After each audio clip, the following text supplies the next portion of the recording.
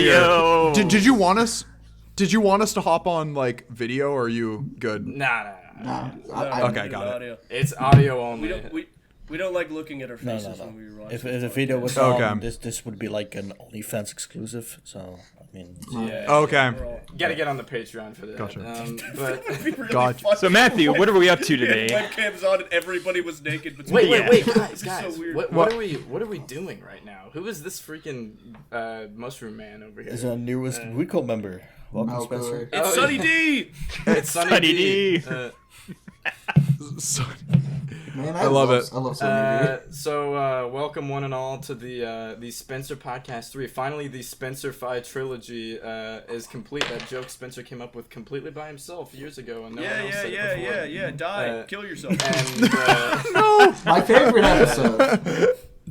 and yeah, it's been many years, but we managed to find Spencer lost in the woods, and we have brought him back to our dungeon for one last go. I found him. You know what? It's the dungeon is honestly a lot more like clean than I remember. I remember it being a filthy mess when I was here last, but So yeah, today we're going to be talking about Spencer and the podcast. So let's start. We have a document start? of Can I start? questions, and we have MT who's going to start. Yay! So Spencer, we just watched this. What did you think of Thirsty Games? you know, the first thing that I thought of was nostalgia. Because, you know, truth be told, you guys, like, I have not played Minecraft in a fat minute. I have not, and even longer since I've played Hunger Games of any kind. You know, it used to be where, back in the day, like, there used to be, like, servers dedicated to just nonstop Hunger Games. Yeah. That's probably the case still. But I'm not kidding. It's probably been over 10 years since I've played it. So to see you guys play it and to see how many things have changed in Minecraft, like, what was the mob? It was like a phantom of some sort. Yeah. Phantom that I was fighting. It's a pretty Never nice saw thing, that in my right? life. It's a pretty old mod. Like, literally- for PC though. Yeah. It just goes to show you how long it's been, because I've never seen that thing in my entire life. It was just so cool to see all the like architecture, like the eye of the what was it, the Ice. eye of Sauron, but you said Ice. eye of snow. Ice of Sauron. Ice of Snoron. That's it. That's it. Ice of Snoron. Or Snoron. That'd be like if the eye was Pokemon. closed and it was asleep. Yeah, he's Yeah, Sauron right The now. big Ice of honcho. Snorlax. Yep. Exactly. But no, that was awesome. And just like I'm continuously so impressed by just like the amount of effort that you guys put into not only just the editing, of course, but like the building and stuff. Like I'm telling you, within the first 3 minutes of that video, I was just like, this absolutely puts anything that we ever built in that world to shame. Like, seriously. When you first said my first thoughts, I really thought you were gonna say plagiarism. No. I know. Okay, I will not throw out the claim. I will not point fingers and say plagiarism when you look at Deep Sheep in comparison to Achievement Hunter and Rooster Teeth. Yeah. I'm not going to be the one to open that door. I probably should have explained this before I asked the question. Thirsty Games is a Minecraft video on. It's going to be on Doodle King Gaming. That's just it's a parody of Christopher Cox's original Hunger Games videos. And there's a high likelihood actually that it'll be out by the time this podcast is released, depending Yeah. if there's editing with this. So, and if not, it'll be out soon. It's going to be May 30th. So make sure to check Nice. it out. Nice. I assume that this thing is going to be up too. Hello. Well, We're here in May of 2025. Yep. I almost said 2026. 2020 Snive. I wish the we fucking didn't- GTA 6 would be out. No, it's Oh, gonna I get know, delayed right? Again by another 30 years. we got. Shut up. We really did get the Spencer Fi trilogy before we got GTA 6. Exactly. Exactly. We did. See that's got something Thirsty- we've talked for a long time about, like doing a third Spencer podcast, because I know like your activity is not the same as it used to be, but there was a point years ago where like you were still pretty active, and you know, like we were like, why don't we just ask? Like, I'm sure he'd be down if we just asked him, but we just never did. And here we are. Yeah. You said that GTA 6 thing, and I was going to say we got Thirsty Games before GTA 6. I realized that wouldn't make sense.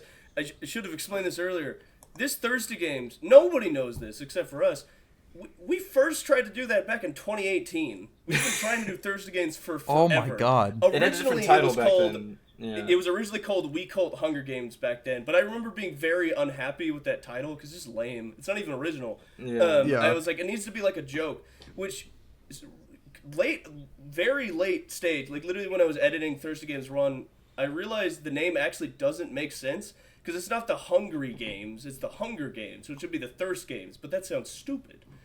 I don't remember when that was invented, but yeah, we filmed Thirsty Games 1 3 times, and the first 2 times sucked, and we all had the mentality like, well, third time's the charm, and it was, and I was really happy with recording 3. So, all right, I'm done talking about Thirsty Games. We can. Look, man, it ended up being great though. I swear there were so many twists and turns, and I just thought that, like I said, it brought me back. Like I know that I keep saying this a lot, but it's just like seeing PC gameplay of Minecraft again. Like once again, I don't think I've even touched PC Minecraft since I was like 15.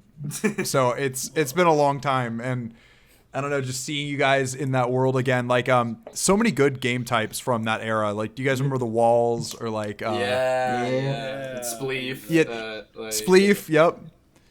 And so this just sent me right back, and you know, obviously the editing was great, and the music, the world you guys have built too. Like, there were a couple of things that I noticed, like the countdown, was that like a command block where it said like 3, 2, 1, go kind of thing?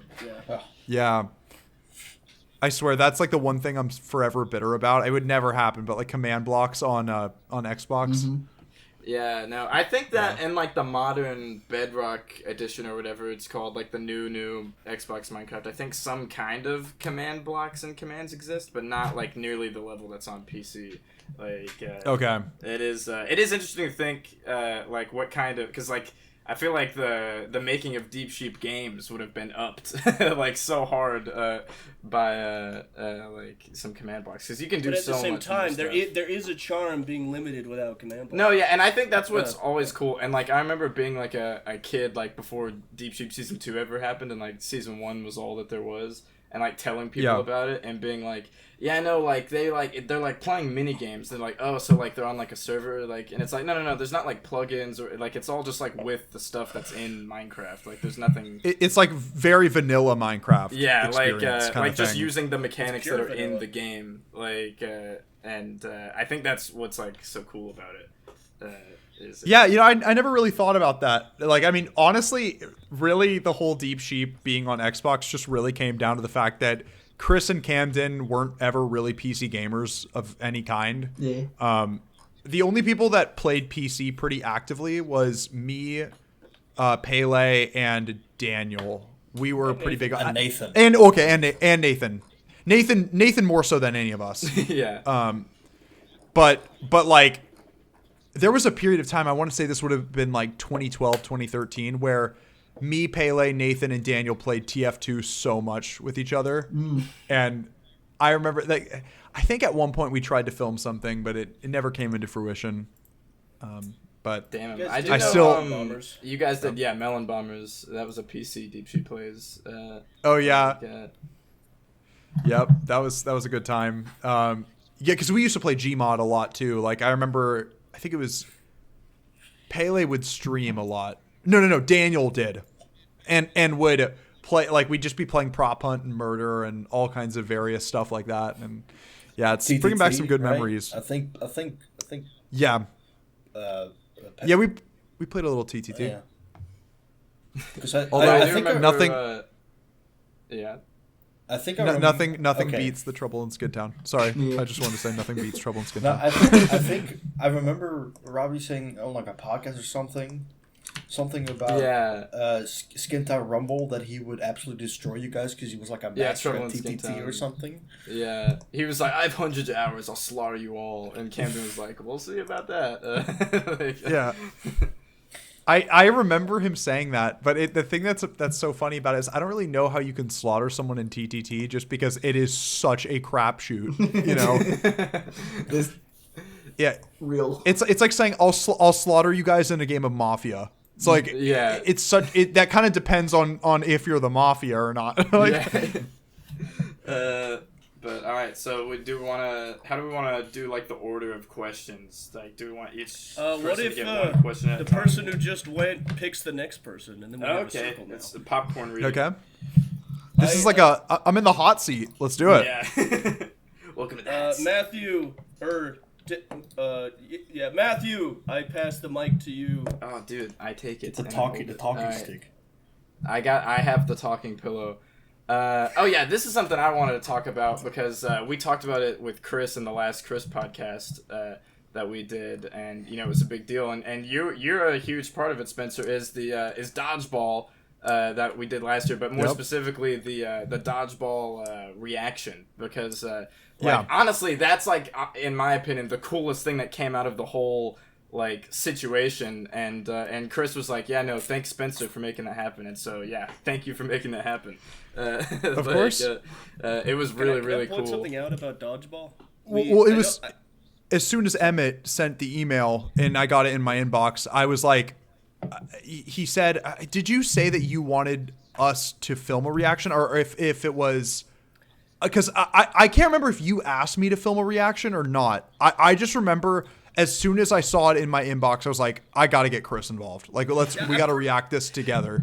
Yeah, because I remember Pretty sure I asked just you. Yeah, when Like, you just sent you. that, and I think that we knew that somehow Chris was going to be involved or something before. I just remember thinking in my mind that, like, whenever we got it, it would be, like, you film your reaction, and then Chris films his reaction, and then, like, MT just edits it together.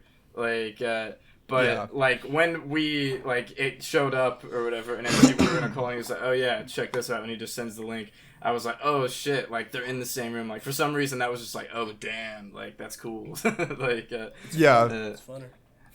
Yeah, and at that point in time, you know, Chris lived like a good 45 minutes away from me, so I just was like, "Hey, dude, like, let's film this. Like, I haven't seen it yet, and let's get together and we'll figure it out." And then the reaction went so well to a point to where we told Connor and Camden, like, you guys got to do the same thing. yeah, that was great. And, like, it's funny because, like, that video of just the reaction is just, like, in a funny way, just kind of like a deep sheep video. Like, we're not really in it.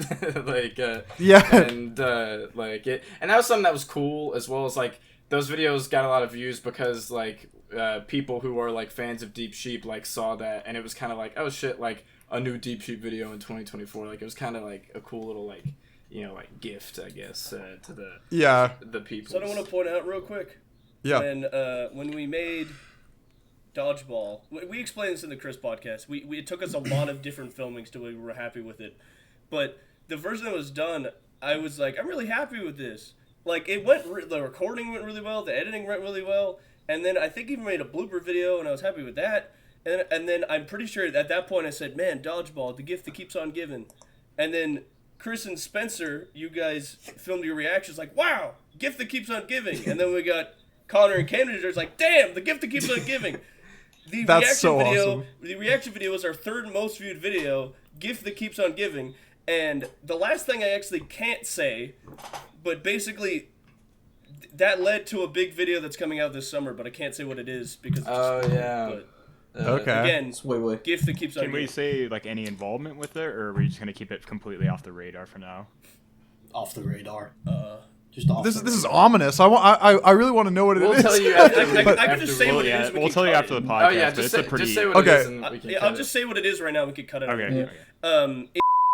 I guess all of this is going to be cut out, but we can talk about it after Dane, the fact. Did someone put it in podcast now? What needs to be cut? But yeah, someone write that down. But anyway, yeah, like what were your like thoughts on Dodgeball? Like more thought. Do you have any questions for us about it? Because I know Chris had some. Well, I mean, the biggest thing for me is I just was like, so I admired the fact that you guys just made it in the first place. Like it was so flattering, but it was also like, I think I describe it in the video, but it would be like if we were to be 5 years in the future where AI videos could be like super precise, and it's something like if we were to like ask ChatGPT to make a Deep Sheep episode, but it was like advanced and like pretty uncanny to what it was. It felt like it was.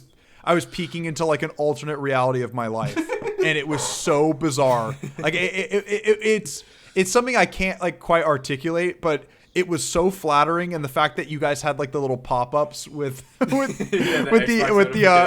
Xbox notifications, and one of them said Laburnum, and I'm like, yo, this is fake, obviously, because the L is capitalized. Like, The saddest thing about that is you guys pointed it out, and I was like, I gotta fix that, and then I just forgot about it, and then it was up on April 1st, and I was like, ah, damn it. It works. There you I go. think it It's led that to way that forever. funny joke in the Yeah. interaction, so it was worth it. Exactly. It was great. Yeah, we I know we mentioned this to Chris, but I think you'll find it interesting too. Is like that building for Dodgeball and like the plan to do it. We made that all the way back in 2018. We were like, yeah, let's like do Dodgeball and like make it like a Deep Sheep Lost episode or whatever. I'm don't pretty think sure there it was. started with me just building it for fun. Yeah.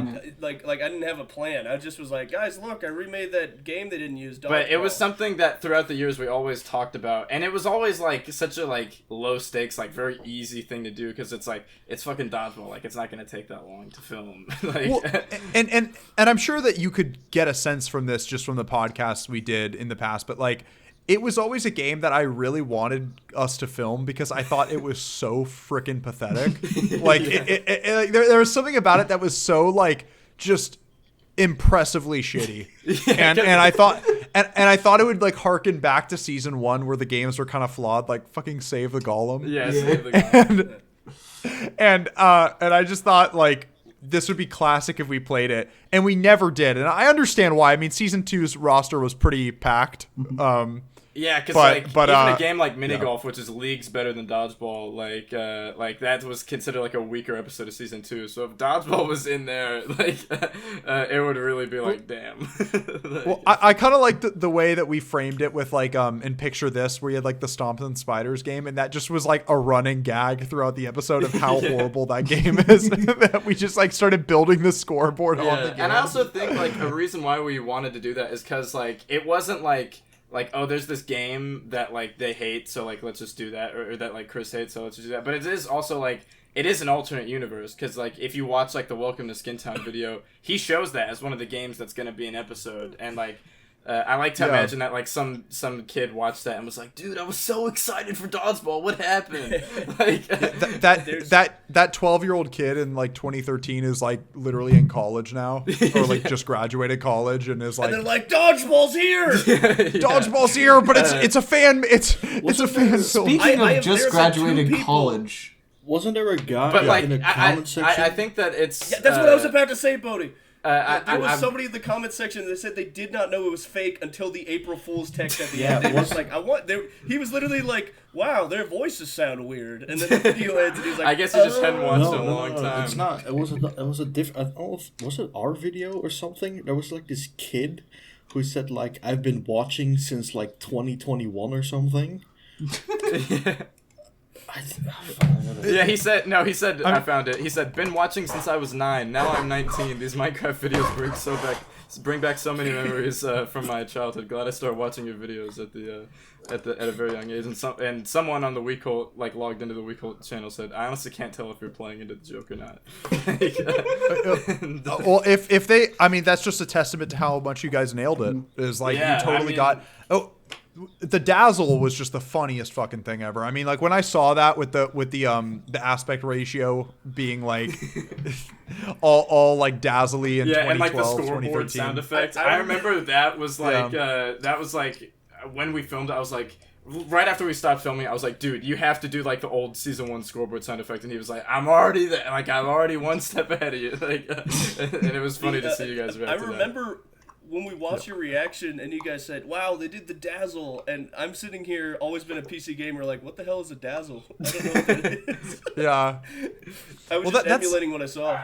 That's the thing that I find so charming about season 1 is like, I mean, it's like from a technical standpoint, that series is a massive piece of shit. Like, I mean, it's like the fact that we were using the voices, I believe, because we were doing party chat on Xbox Live. And when did the 360 come out? Was it like 2007? 2006 or something? Yes. 2005. So that was was 2006 voice chat technology that we were using in a series that came out 7 years later. Like, Yeah. and it's so horrible to a point to where if I try and watch that series, I'm like, I like want to throw my headphones off my face. Like it's so bad. And something I like Does as it well make you about upset that I like almost all of them have over 100,000 views? Sorry, Matthew. Go ahead. What's up? I was gonna say something that I like about Dodgeball 2, like just it as like a concept, is I feel like it works better than like if we did like Stompin' Spiders or whatever, because it's just like Stompin' Spiders was never going to be a video, you know, but it's like Dodgeball like Right. So it's just I feel like that was like the perfect contender. Like I don't know if any other, like if we were to try and do another one, if anything would be like as good of just an idea as doing Dodgeball. The other thing that inspired this was the Mob Hunt Lost video. The way that Yeah. it was edited. With showing like a clip, say, like Alex being like, I was gonna... Because it's literally the same scenario. Like, because that video... the announcement video, he mentions a game that we didn't get to see, and then there's the clip of Alex saying, I'm going to be in a Chris video called Mob Hunt, which never came out. Well, Right. It did. It was just, we tried to emulate sort of like, oh, it's been lost, but it's been found. Yeah. It was great. I want to pivot. It was Sorry. Go ahead. Go ahead. it was recorded. So Mob Hunt was before season 1. That video that Alex was talking about was before season 1, and I think that the way Chris had envisioned it was he wanted to just have it like its own standalone video, and that was something where I it's been so long since I've even uploaded the Lost Episode edition, but it was like he still had my audio from it. And I decided to do like the Lost Episode. I still had the footage and all of that, and I don't remember what happened or who won, Yeah, but me I think it's safe to say that the season 2 version's better. Yeah, something that is funny That's about something it I is just forgot that you can see like a half built like Skin Town, like it's not even like finished. Yeah. and, it's pretty cool. I swear, you guys, like, I think it was you, Matthew, with the video of like what happened to Deep Sheep's season 3's Lost Games. Yeah. And I swear to God, I was so blown away by the amount of precision that you had in terms of all the footage and stuff that you picked through. You're like, look, in the Mob Hunt video, there's like a half-built Skin Town. Like, who knows what that is? Like, Yeah. I was just like, cause I think it was the Why There Won't Be a Deep Sheep season 3 podcast is when you talked about that, and like some of those games really do sound cool, like Slender and Rock Climbers and Mario Party and like Trench Warfare and stuff.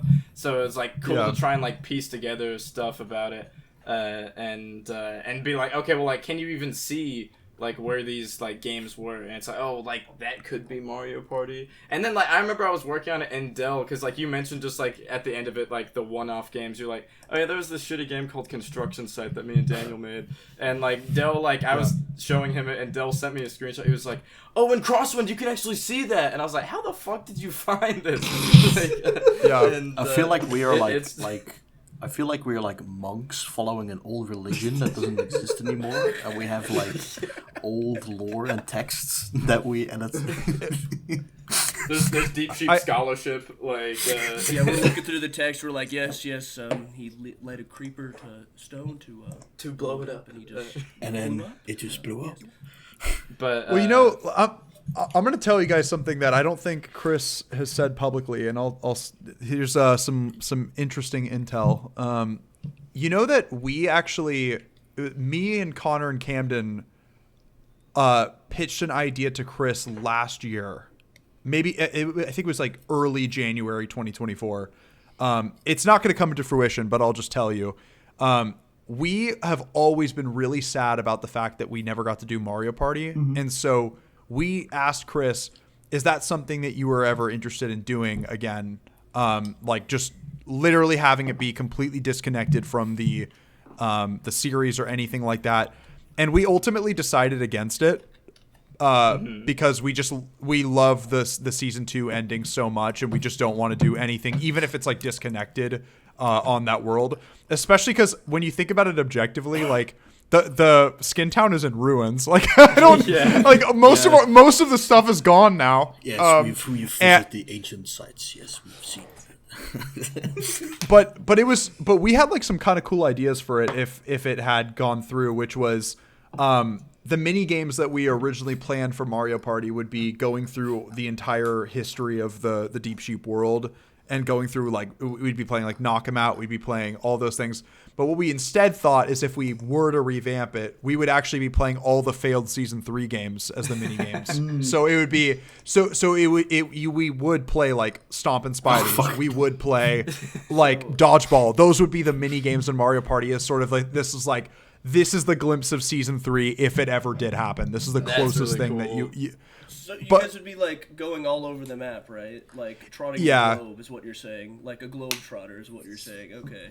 But we ultimately decided against it, not only because we've just felt so like caught up in Tank Bros, and that's just kind of where our passion is now. And you know, and like I said, I've not been on the Deep Sheep world in so long, and I don't think Chris has either. Like, we'd probably have to update a shitload of things. And honestly, like, I'm really down playing it, but most of those season 3 games like didn't even work to begin with.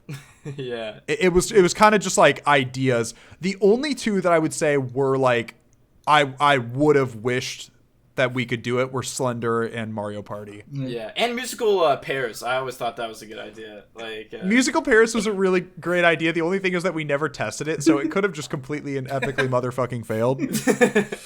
I remember when you guys talked about it, like in that podcast. I just thought it was like such a crazy like thing where it's like, yeah, no, like you land on a square and then like you're out of the team and like you're like swapping teams and stuff like that. It's like that's such a cool, like I feel like if that ever happened, that would be like a very like Deep Sheep like game. Like Yeah. mentioned- Something that I've sorry. You mentioned that like Skin Town was like destroyed, but I feel like if you were gonna make it disconnected, you could just open the video started at Mario Party, like how you did with like the first episode. With, like, Yeah, knock 'em out. Yeah. Out. I don't even know anymore if like the option to do that video is like on the table. I mean, I guess it is in literal terms, it is. But like, I feel like right now, because Chris is really the kind of brains and the person that's responsible for that world and also is responsible for editing Tank Bros. And I think that he just wants to focus purely on Tank Bros now. It's hard for me to even fault him because I mean, Tank Bros, I think, is just really like Chris's full. Yeah. I mean, Left 4 Dead is like the game. I met him on Halo, but Left 4 Dead was one of the ones that like we really bonded over in the early days, and so like I can tell that series means far more to him than a Mario Party video would do. But like, I kind of think it'd be cool. I don't know how doable this is, but opening up the Deep Sheep world and like just showing you guys like photos of what we built, and if you guys ever wanted to do something with them. I that does bring me something that I was gonna mention anyway, which is something I just need to message Chris about it because like that's like the last like it's all figured out on how to do it. But like a while, I don't know if you ever saw it, but for like the Deep Sheep 10-year anniversary, I made a video that was like trying to get the Deep Sheep world converted to PC, like and that video is kind of funny because like a couple months after that video came out, I figured out how to do it, and the conclusion of the video was like, yeah, I didn't figure it out, guys.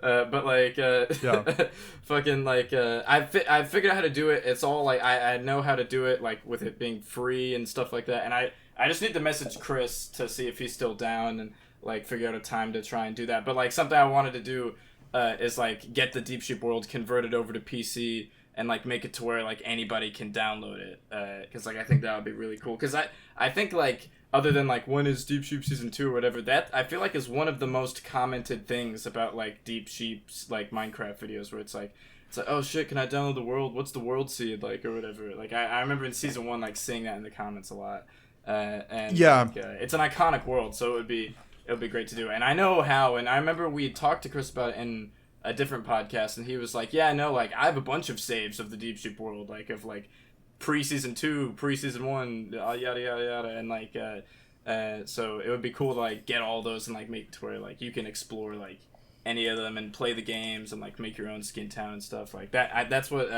something I really want to try and get achieved. That would be awesome, because that's actually one of the things that I love that Chris thought ahead to do, was that he literally makes duplicates so much of that world. So there is a version that's like literally season 1 era, like before. I'm pretty sure like before we even filmed anything in it.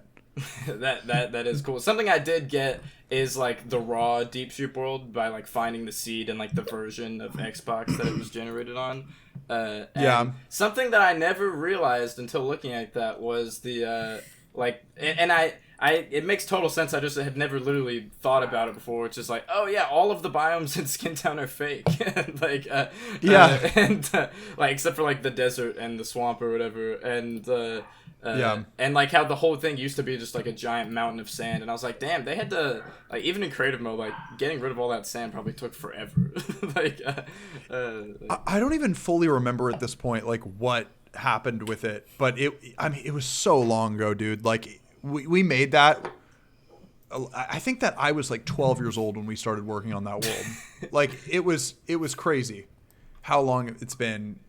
I'm actually pretty sure I've doubled my age in the amount of time that it's been. Yeah. Oh yeah. But that world is it like I have such fond memories of it. It's just been so long that I've been on it.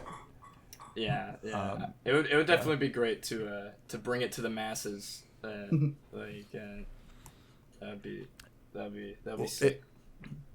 I'm sure it's doable. I mean, it sounds like you've already found out how to do it. Yeah, I figured it out. It's just like a little janky, and I'd have to like show Chris how to do it. And that was something he said because I asked him in the podcast, or Dell asked him, he's like, "Would you be willing to do that?" And he was like, "If someone showed me how to do it and it was easy, sure." Like, and I've done all the research, so I just need to like message him and be like, "Yo," but I would like to, now that we've asked a grand total of 2 questions half an hour into the podcast, I would like to pass the question mic down to Dane, the only other person who wrote questions. Well, I actually have a specific question because I was thinking. You should have written it on the doc. I have to Yes. Hold on. I'm stealing the question from. Yeah, Lunar. You I'm gonna can't. attempt. No. Matthew, it's okay. Grab the mic. Get him. You know what? Give You're it out of the week. temporarily. Cole. Jesus Christ.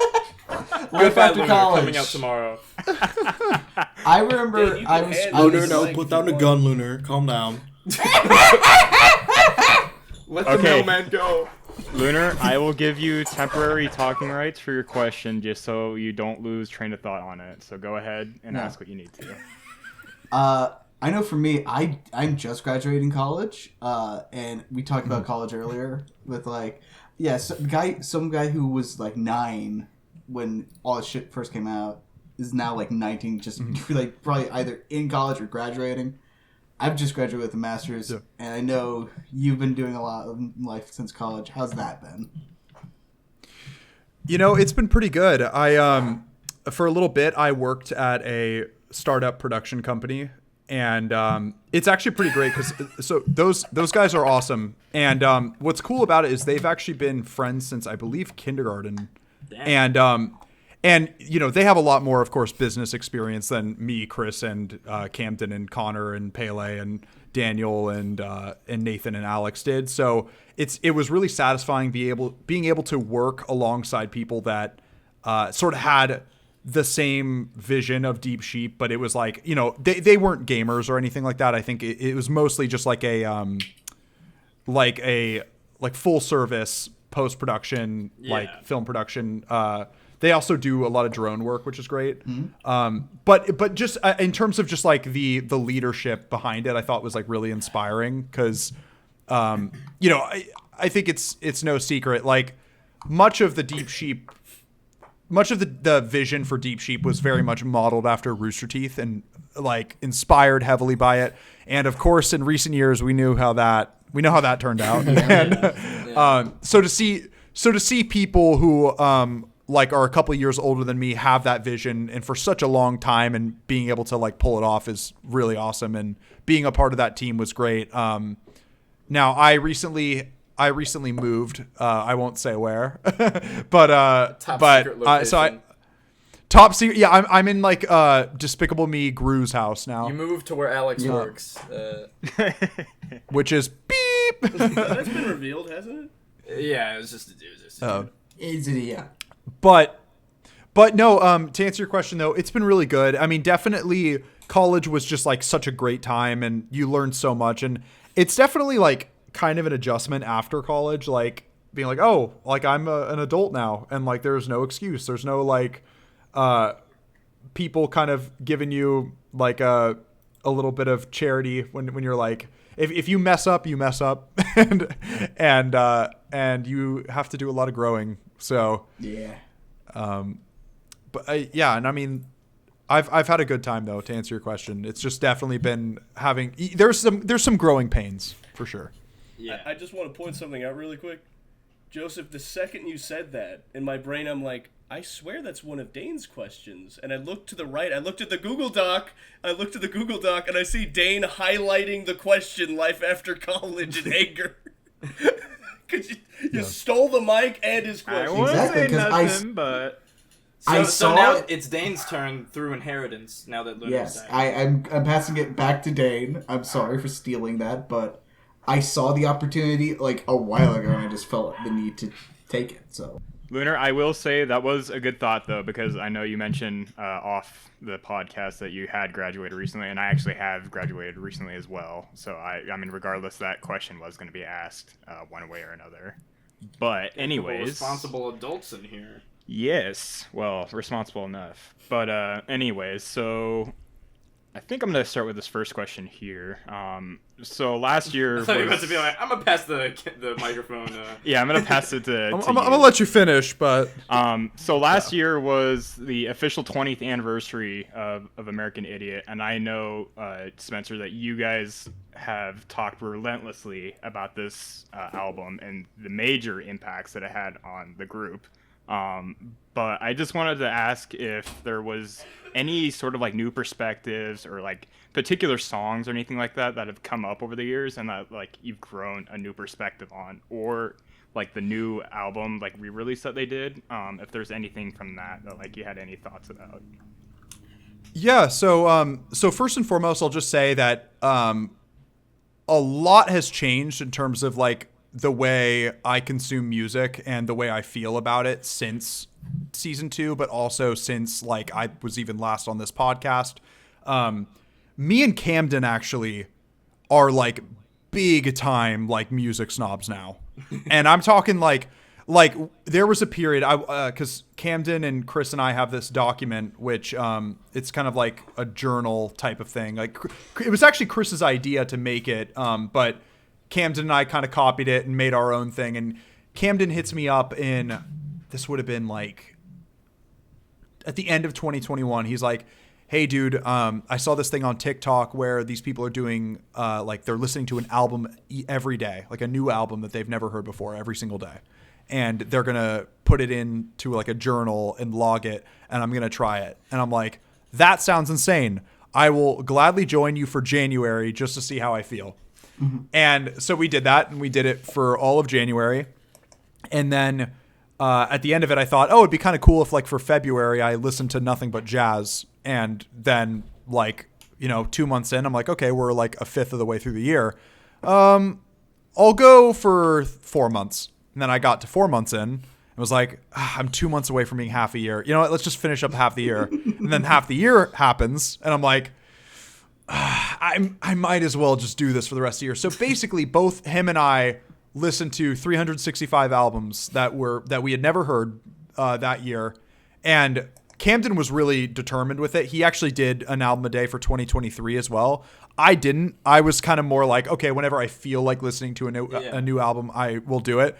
But we discovered so much music through that, and I wouldn't be able to look at you in the eye and say that Green Day has still held up for me in quite the same way, just because I've seen so much of the world of music now. But, it's kind of like, like old TV shows or old YouTubers. Like for me, Rooster Teeth is that, where it's like you have so many fond memories with them that there's no possible way that you can dislike them or even feel really lukewarm about them.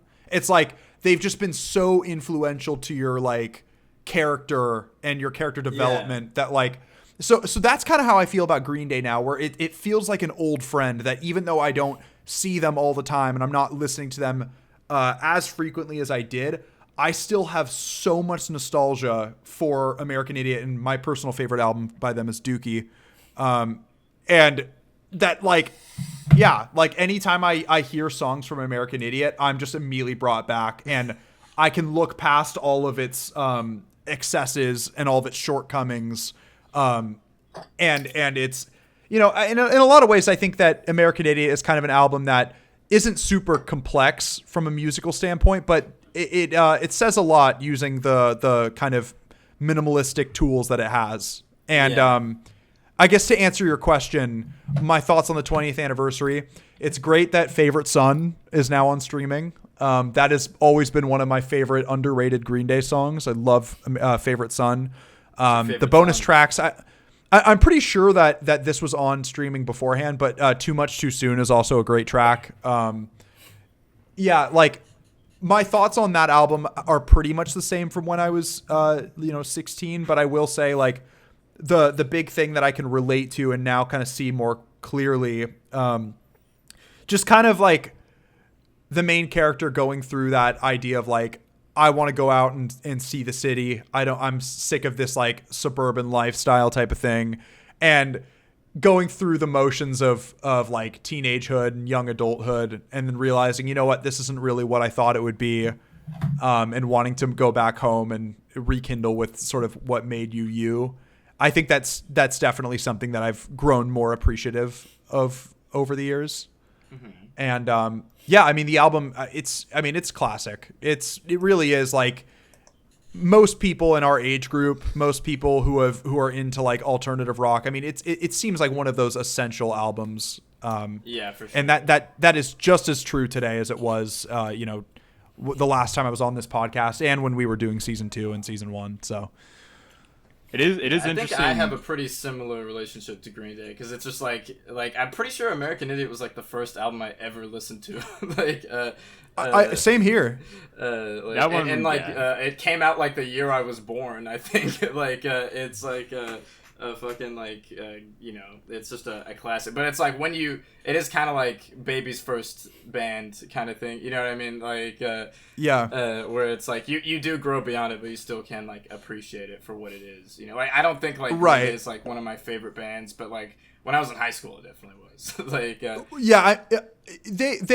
the way I describe them is, it's sort of like, you know, if you were to ask, let's say, like a really avid reader, right? Like, oh, what do you think of, you know, like, I don't know, like the Count of Monte, or like the Count. If you were to ask them, like, what do you think of the Count of Monte Cristo? They'd probably be like, oh, that's like one of my favorite books. But they didn't start off reading that. They started off reading, you know, Harry Potter and, you know, and you know, those things.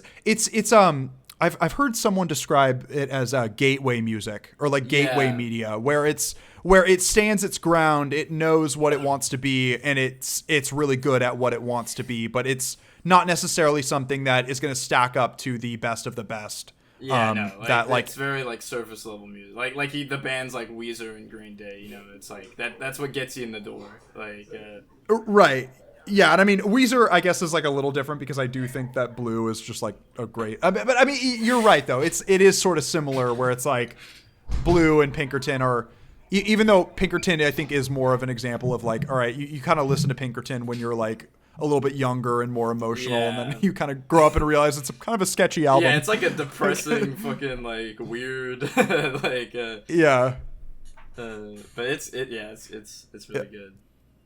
It's interesting though, because like, I mean, a lot of my favorite bands and a lot of my favorite albums, like they're things that you don't really like. Like, one of my favorite bands is Radiohead, and they're a band that I discovered around the time that I was into Green Day, but it didn't start off as like, this is one of my favorite bands. Like that's something that had to grow with me. I had to, you know, go through my late teens, early 20s. Like, I'm now in my mid 20s, and it still continues to kind of compound, and I'm like, oh my gosh, like it's aging with me. I'm really loving this over time, and it seems like every passing year I'm like, this is great. But it's interesting though, because Green Day is kind of that band that everyone in the group loves. Like me and Camden love a lot of the same music, and there's some bands that me, Chris, and Camden love that Connor doesn't love. There's some artists like me, Camden, and Connor are really into Kanye, although not much anymore, for reasons we won't get into. But there's stuff like that, and then there's stuff that me, Camden, and Chris really like Black Country New Road, and I don't know if you guys know of them, but we really like them, and stuff that I like in particular on my own time. My favorite artist of all time is Elliott Smith. Classic. That is he's that's another one that like I feel like now that I've kind of gotten older and I'm not really in that depressive headspace as much, like I kind of have to revisit in spades, but he like makes some downer music. It's so funny. I think I first discovered him through Rick and Morty of all places. It was either Rick and Morty or Good Will Hunting. But I love the context they use him in during the scene where Tiny Rick is like being compromised, and Summer puts the earbuds into him and says, "Listen to Elliott Smith, feel what he's feeling," trying to get him back to normal. But so that's kind of where we're at. Also, I mean, in chronically online fashion, you can't go wrong with like Black Midi, Death Grips, Death Grips. Fucking hell. I love them. Yeah, I mean that. I mean, at a certain point, it's just like the most terminally online music. Death Grips and 100 gecs are very divisive among me. 100 gecs. It's a good thing. Like that kind of like crazy music, but I mean, like no one, like. I guess like with like Deep Sheep fans, I mean, it's like like Green Day, that's like the Deep Sheep band, but then it's like you come back 10 years later and it's like you can't expect someone to have like the same favorite band for like their entire life, Well, and it's a band that I like being associated with because there is the thing about Green Day is I think generally they're pretty respected in the grander scheme of music, because I think that Billy Joe Armstrong himself is just such a likable presence. Yeah. And they've always been pretty ahead of the curve in terms of just like what they talk about. They might not be. I mean, obviously, you can only be so ahead of the curve when you're making music for the masses, right? Mm-hmm. But like, I think that generally speaking, they capture the sort of like it's a mainstream version of sort of the punk ethos. It's and not in a way that feels like MGK, right? Or like like something that's like or like Jake Paul fighting in boxing. It's not really like that. It's like these people were at their core part of that scene. It's just that they sort of it's not like sold out. Apologies to interrupt. I need to step away real quick for just a moment. But everything, you can keep going. I just have an emergency. Oh, yeah. Quick. Oh, wait. No He problem. has to pass the baton. Pass the baton. Who are you passing it to? Who's his next of kin? Okay, I'll go ahead and pass it to Bowie before I go. I'll just take one of your questions because I don't have a question. Question. All right, this is gonna be. Let's see with these questions. I wrote a lot of questions. I think this is a good about the co-op clan. That's something that doesn't really exist anymore. Dude, that shit's been defunct since like 2008. 2008.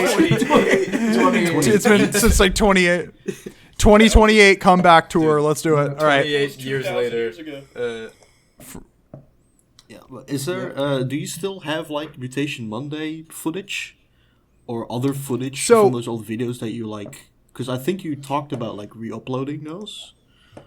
So something I've considered doing, and this could get into a little bit more of like a philosophical question, but the big thing is, so I privated all those videos. I actually privated every single video on my channel, and I think part of the reason why I did, and it's not like I can't really get on here and say that there was like a good reason behind it. This is just kind of how I felt, where I became very uncomfortable around the time of like the pandemic, where it seemed like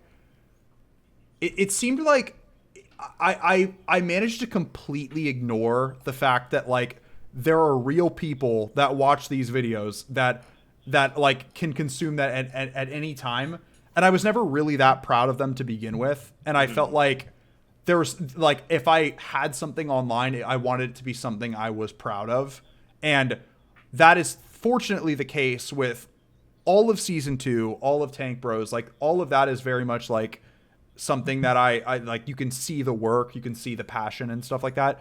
I never really felt that way about my videos that I did with the Co-op Clan.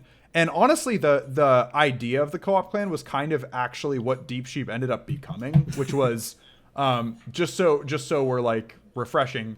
I started the Co-op Clan back in like 2011, and it was because there was this group of us on Xbox Live where mostly in like Halo Reach and stuff, we'd have like these custom game lobbies, and it would be like, all right, we're part of this clan, and we're gonna just like play all these different games. And we had these things called co-op nights where it would literally just be like inviting random people to a game, and we'd play a bunch of games, whether that's like Left 4 Dead or Halo or Call of Duty. I think Minecraft was one of them, but we just did it all the time. And I wanted to make a channel of it where it was like, okay, I want us to be like a collective where we have these personalities. And that's just ultimately what Deep Sheep became. So it kind of seemed a little bit obsolete by the time it even got its feet off the ground. And it was also that Chris, pushed us to make the videos really high quality. And he was kind of the one that opted for the PVRs and opted for us getting our own like microphones and whatnot, because before it was like Dazzle's fucking Camden stuck his camera in front of a TV, and yeah, I mean it kind of got better and better from there, and it was like, we're just gonna keep that going, and that ultimately led to Deep Sheep. But to answer your original question, which was there ever any talk about re-uploading them? So I've definitely thought about it. What I've thought about doing was, because much of those videos are very out of date, and it kind of seems weird to like re-upload just like a video of 14-year-old me squeaking my way through a commentary. And so what I've thought about doing is like any of your guys' favorite moments or anything like that from Mutation Mondays. Like there's actually one famous moment that Chris and I really love where he's on the rooftop of No Mercy and he gets charged, and the scream that he makes is the most hilarious scream ever. He's like, ah, like it's so funny. And so what I thought about doing is giving him that clip, and then we put it into like the 9x16 format and upload it as a short for Tank Bros. Like I've thought about doing stuff like that. Cool. Just so that people can relive those moments. Like if you guys have any things that you would like to see, it seems like short form content is kind of the way to go. And it just kind of works out perfectly because I still have all the footage. Like it still exists. It's not gone forever, Yeah.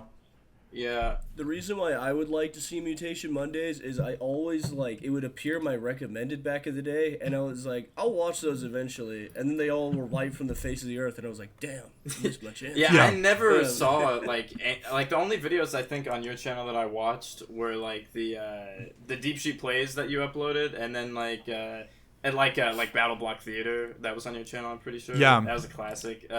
And then that one like Smash Brothers tutorial that you had that had like 1 million views or whatever. Yeah, dude, that popped off. I literally have no idea. Well, because, and I guess I do in retrospect know why it blew up, is because that game, with it being like 13, 14 years or something at the time, it was literally like, and the only tutorials that existed on YouTube at that point for that game were kind of like the Windows Movie Maker, like, oh yeah, you want to unlock this character, do this, and it just was like text, and I was like, that's kind of lame. Yeah, like, no one with a capture card showed up. Like, this community is thriving. It's like people are playing tournaments still. They like this game is very much still alive. Like people on Twitch play it all the time. So I just tried my hand at it, and it ended up getting 1 million views.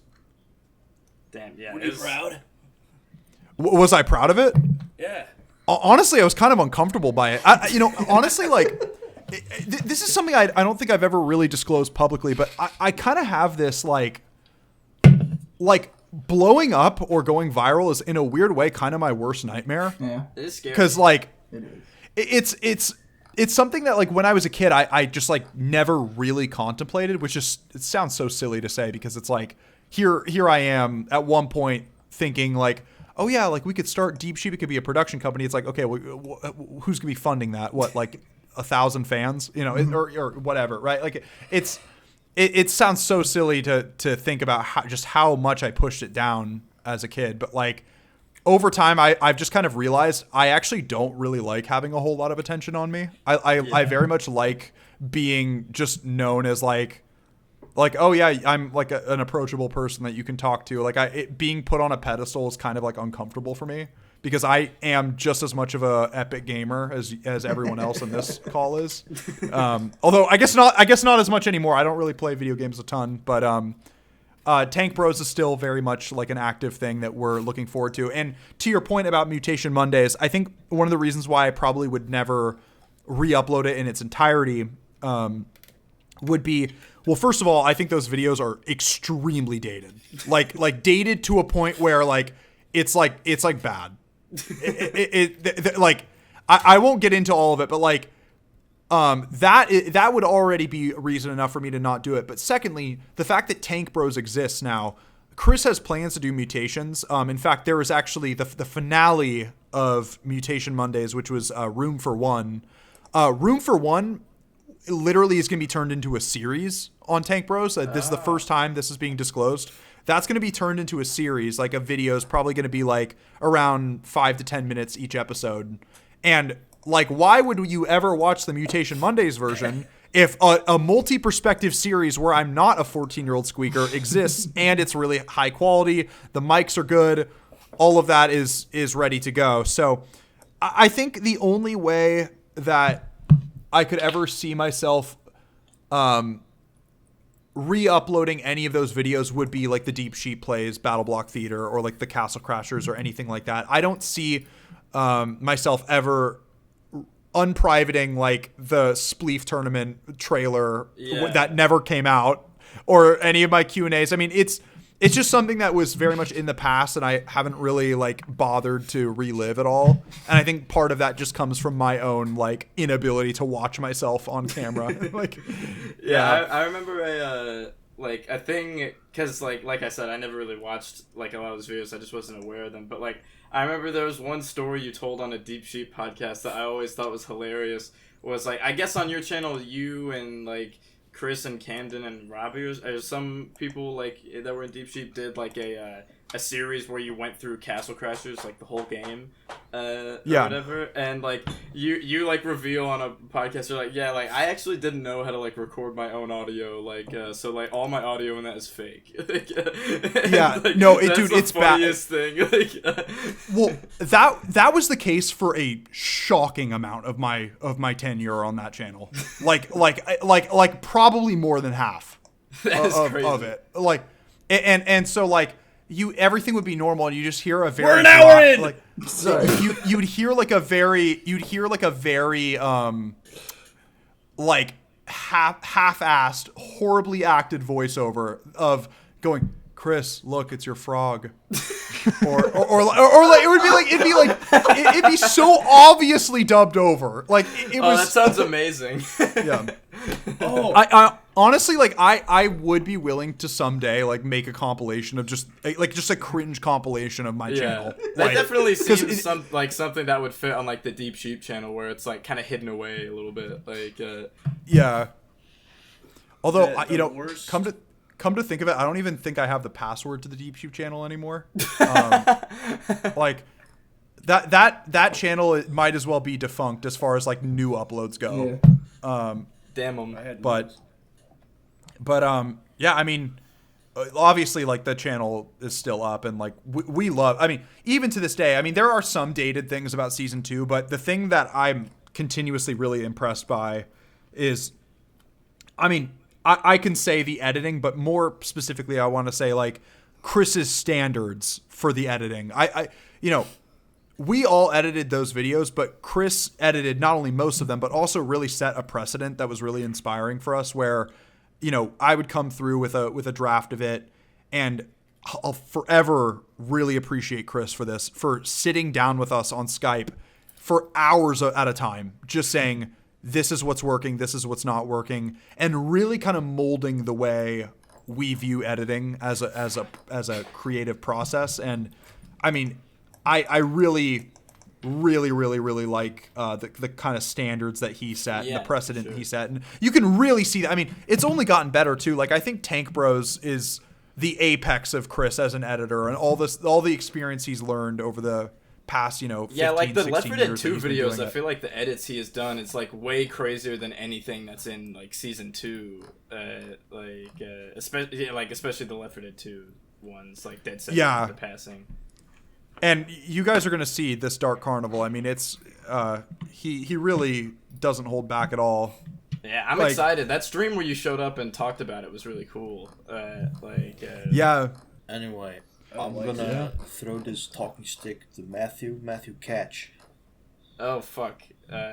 He dropped it. I'm not gonna pretend to catch it. But I think you no, I think you did, and you just said you didn't because you're embarrassed. You got me. So speaking of the Deep Sheep editing, and also like, I definitely like, I think it is visible, just like the standards he had, because like realistically, like if you watch like an episode that like through like listening to podcasts, there's like multiple editors or whatever. Like when you watch like Mini Golf, where it's like Robbie edited like the first little bit of it, like you can't really tell when it like stops. You know what I mean? Like Right. like and like when you watch like the season, like there's a lot of episodes where it's like, yeah, I don't know who edited that unless they said it. I think that's what you want.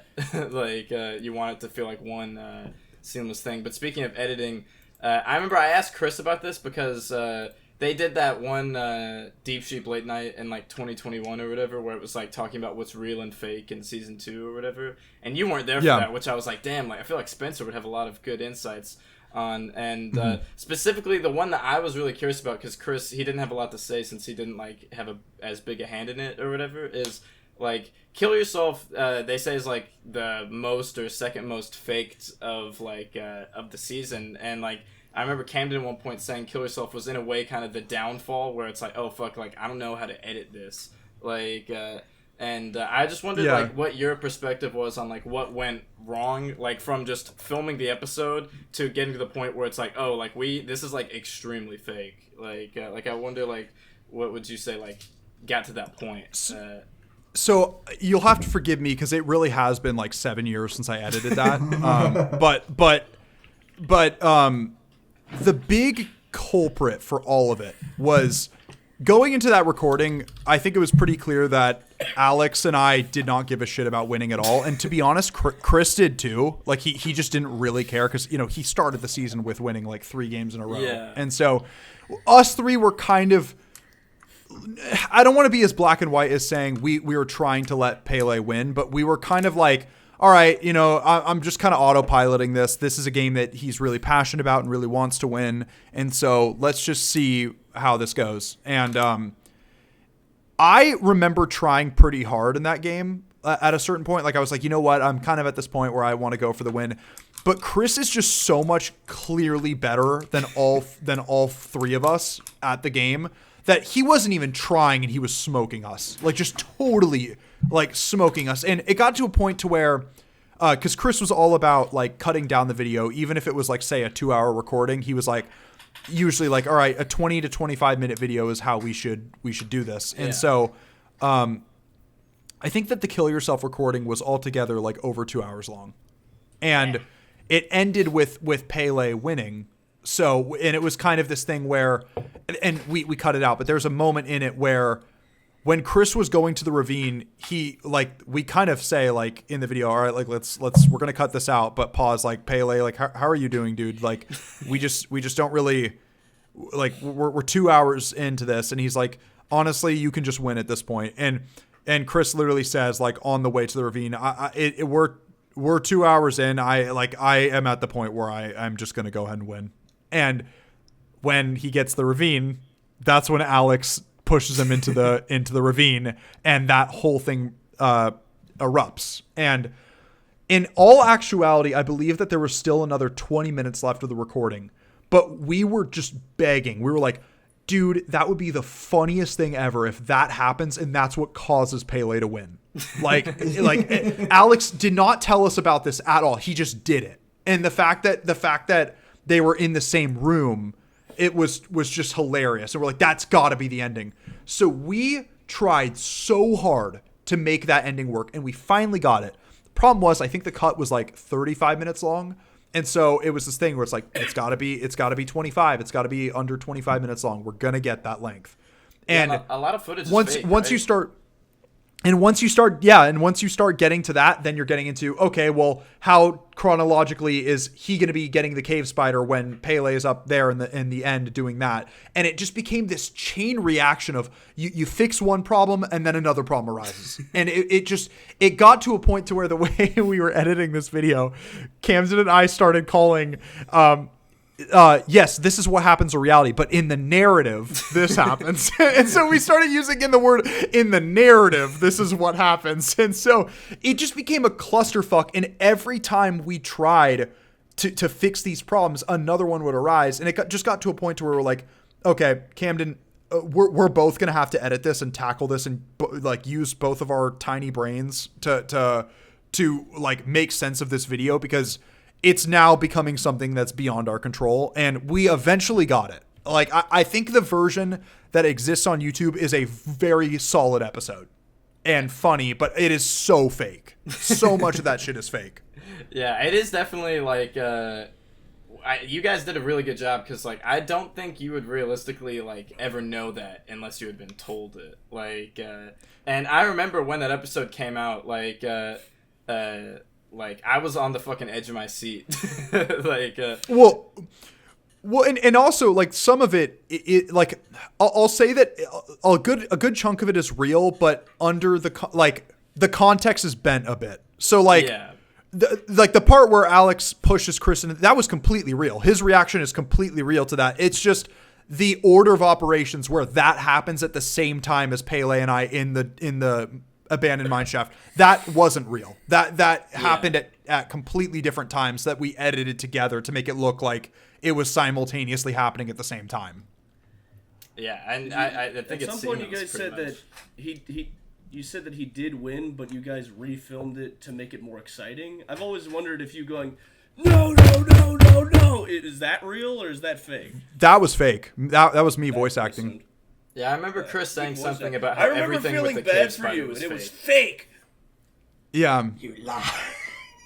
Yeah, that episode was just like, I would say at least like 60% of that was just completely like, I mean, it was bent in such a way not only to keep the time constraints like under 25 minutes or whatever that episode ended up being, but also just like to make it more exciting, because that was the big thing where like I would say the single most genuine like excitement that we ever got in season 2 was that one round of capture the flag that we did in Combat Evolved.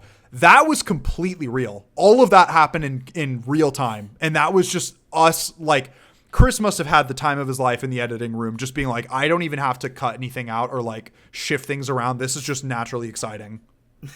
I genuinely think there is it's rare, but there's such a beautiful feeling when a video is just incredible and you didn't need to fake anything.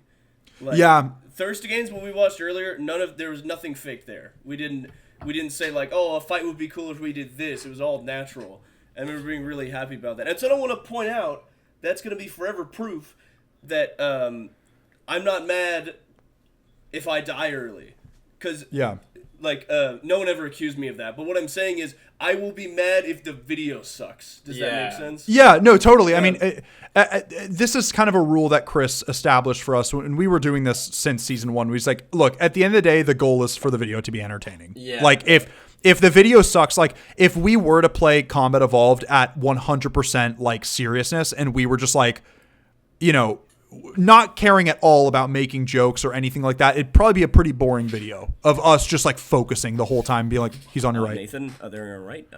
Yeah.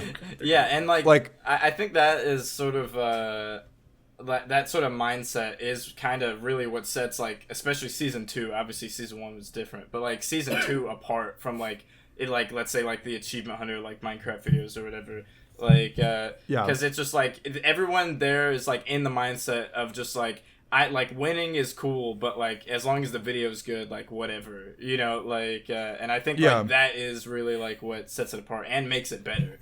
Like, and like Chris, I think Chris in some podcast somewhere said like, it just like, oh, well, if it's like after a video is done being recorded and like we're like, man, it would be great if that happened. It's like, let's just make that happen. Like, and it's like, I do think that like just elevates those, like the whole like entertainment first thing, because like realistically, especially like if you take like a video like Thirsty Games, like if we were all like tryharding that video, like it would be really really boring. Like Right. Yeah. Which is funny because one of the failed recordings kind of had that and it sucked. Yeah. And I mean, to an extent, like every episode had something like, and I'm not saying like something in the way that was totally fake, but like it would kind of be like, you know, when Camden and I won Jailbreakers and Semper Fi Trilogy, we kind of collectively had the same conclusion, which was, I don't really give a fuck if we win these next two. Like, it'd be cool if all three of us won one. So it's not that we weren't trying or we wanted the other person to win, but we were like, all right, like let's tone it down a bit. Like, let's just focus purely on being fun. Spencer, you just unlocked an ancient memory. I have to bring this up. Okay. I remember when the Semper Fi Trilogy was coming out, we were working on the Deep Sheep fan world at the time. I remember this fan world is gone. But something we built was the game board, like it showed who had won, and we had built it all the way up to the first two Semper Fi episodes, because those had come out, and we were showing the world to you. Yeah. And something we had put for fun, we didn't know what the next episode who was going to win, but we just put Nathan and Alex, who was like, it'd be cool if they would win. And we had that there. We were showing you the world, and we were like, what do you think of this? We put Nathan and Alex because, you know, that'd be cool. And now you're sitting there, you're like, I have to choose my words. I know you're thinking this. You're like, I have to choose my words wisely. I don't want to spoil it. And what you said, honestly, was genius. You said, dude, it'd be crazy if you guys, like, predicted all the wins for Season 2. And then we went, ha, ha, ha, yeah. And then we changed the subject. You perfectly made us think about something else. Perfect sidestep. We moved away from the topic. It was genius. Because I remember being like, you know, these videos take so long and like there were so many delays. I was like, I'm not going to be the one to spoil this. Like they're waiting. They're waiting for us to finish cooking. Okay, I guess I asked the last question. So, who wants the baton? I guess Dane is the last person. I think Dane's the only one left that has questions. Dane, here's the talking pillow. Season 1, episode 5. Thank you. Is it a mic? Is it a pillow? Is it a baton? What the hell are we? It's everything you. It's everything within wanna be. reach. Like next, I'm gonna give you my deodorant stick. Anyways, so let's see. Yucky. You call me stinky? Yummy. Maybe. I guess we should probably talk a little bit more about this. You mentioned this the last stream, and Chris has been putting stuff about it recently, but the Tank Bros officially have a subreddit now, and I just kind of wanted to talk about more info about that. Yeah, so you know, it's pretty much like, it's not too unlike the Deep Sheep subreddit in the sense that, you know, I love it when people post like fan art, you know, MT, the stuff that you made us back in the day of the animations, but also the drawings. I mean, that shit it made our entire life. Like it was so cool. And, you know, we just really encourage that type of content. Chris was talking to me about, he thinks it'd be cool if people kind of posted their own Left 4 Dead clips and whatnot. And so that's totally allowed. Any sort of like fan art, as I said earlier, but also like any memes, like any sort of meme that you guys have that would be funny would be really cool. Any kind of discussion about like opinions, thoughts on the episode, like, you know, questions for us, like that's all totally allowed. It seems to be kind of a rarity, at least in my experience, when there is a subreddit dedicated to a YouTube channel where the moderators are the people that it's about. Like it's usually like, for instance, like this is just an example, but like the Rooster Teeth subreddit is like usually people talking about Rooster Teeth. Like it's never really an AMA kind of style thing like it is on the Tank Bros or Deep Sheep subreddits. One of the things that I really wish that the Deep Sheep subreddit got to the level where it could do, but it never did, and it's fine, is I thought it'd be cool to do like Shitpost Sunday. And I thought it'd be really funny because I had like the perfect name for it. It was Sheep Post Sunday. I wanted to do that so bad, but we never really got to that level of traction with it. One of the things that we've talked about, though, Chris and I, is for people that make memes and stuff like that and post into the subreddit, featuring the memes at the end of the campaign videos, I think would be just like a fun way to incentivize, but also highlight our favorite work from the subreddit. we just think that would be cool. And we'll see if that ends up happening. I've got a suggestion. But, by the way. Spitter Post Sundays. Yeah. Spitter Post Sundays. Spit Post Sundays. Yeah, Spit Post Sunday. Spencer, Shit, you just I like that. unlocked another ancient memory. Dude. You're doing it again. The key holder over here. I'm sorry, I gotta bring this up. Go for it. You were saying shitpost, and that made I was like, we kind of did that. I remember when Chris had his haircut, like the first time he ever got like short hair, Yeah. ever. He posted a picture of it, and honestly, I think we were a little mean because we were like making fun of him. But I don't think we included That's not that how in I the thought post. about it. We posted we just modified that picture. I don't remember everything. I remember we gave him like demon eyes and like teeth and stuff. And then We put I him remember burning we down had a one where house. we made his forehead so tall that it goes off screen. And we posted like 10 of these, like all at the same time on the Deep Sheep subreddit. And some of the members, we were showing them to Nathan because he was just in the Deep Sheep Discord when we were doing this. I have never heard Nathan like laugh so loud that it's like a howl laugh, and he howl laughed at it. And we all freaked out because it's like, what was that noise? Like Yeah. the demon joint? Like it freaked. I remember we literally got silent It's because a we were like, foreign, what was that? foreign concept. But Nathan explained, he said it would have been funnier, the forehead one, if the next post was the forehead still going. And I wish we would have thought of that. That would have been funny. We did that with a picture of Spencer at one point too. That one where he looked like extremely high or whatever. Like, Yeah. I don't remember that one. Well, I still think that like the single greatest thing that I ever saw you guys do was when I said the animation, "Get your boner out of me," and then you had the moment where Connor is like caressing my like chest, and you just have the "oh yeah" like I remember song. showing that. You were like choking. You were like, Yeah, that was so funny. Yeah, no, I mean, you guys like that shit. That was like formative memories for me. Like when that subreddit, I was like, this is exactly why I made this subreddit. Like, and yeah, I mean, any kind of stuff. I know Tank Bros is very different because the thing about the Deep Sheep series is it's beyond, I guess, like the videos. It's like you could watch those videos and think, oh, that game looks fun. Let me build that in my world. Like there's a little bit more of an involving piece. And Minecraft is also a lot more timeless of a video game than Left 4 Dead. But you know, I think it's aged better. Not better. Yes. It just aged really well, I think. It's crazy. Yeah. It's from 2009, Left 4 Dead 2. Yeah, absolutely. And I mean, it's just like, it's something that I'm really glad that we're doing because, you know, Chris has always wanted to do like a Deep Sheep Left 4 Dead series. And we, you know, started that, but having it be like its own dedicated thing, it's the closest thing that there will ever be to like a Deep Sheep reunion comeback, you know, spiritual successor type of deal. yeah, So I remember someone in the comments of, I think it was the Last Stand survival video that came out like a while ago. Yeah. On Tank Bros. Someone in the comments, a classic, was like, yeah, but when's Deep Sheep Season 3 coming out? And, like, I was like, really? Like, and so I responded, and I was like, I mean, if you think about it, like, this channel basically is Deep Sheep Season 3, but just instead of the games, it's, like, the campaigns are the games. You know, like, like, that. I think that's just, like, a better way to look at it. And, like, right now, already just on the Tank Bros channel, I feel like there's been more videos than would even be in Season 3. Like, yeah. So it's like, I don't know, I feel like it's sort of, it's not the exact thing, but like, I think it's, you know, a sort of spiritual successor in a way that I like, personally for me, that satisfies the like Deep Sheep content, you know, like void. Yeah. Yeah, I mean, the thing about Season 3, too, is, like, you know, we've said this before, but, like, I think even if Chris and Camden and Connor and I were really motivated, it just wouldn't be the same. Yeah.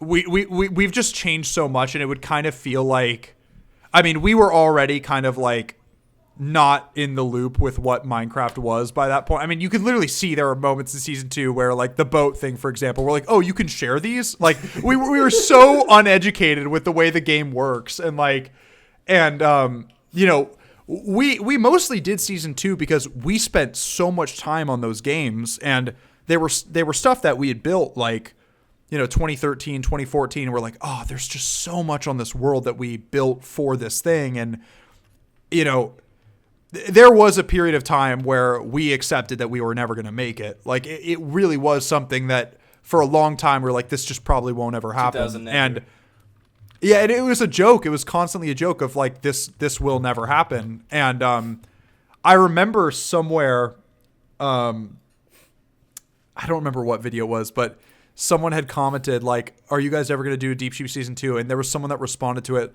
There's just no way. Like that series is so long gone in the past. Like there's like, just like all you could hope for is Deep Sheep plays. And then like, I'm not even joking, like 4 months later, we made the season 2 announcement. That is something funny when you look at like the like Skin Town Rumble or like Face the Horde, like one of those like old season 1 videos, or just like any old like pre-season 2 like Deep Sheep videos that are like have comments that are like 10 years old now, and it's like, dude, like, are you guys ever gonna make Deep Sheep season 2? And like it's like some comment that no one ever responded to or liked or whatever. And it's like, I wonder if that person was really excited when it ended up happening. Like I wonder if they knew.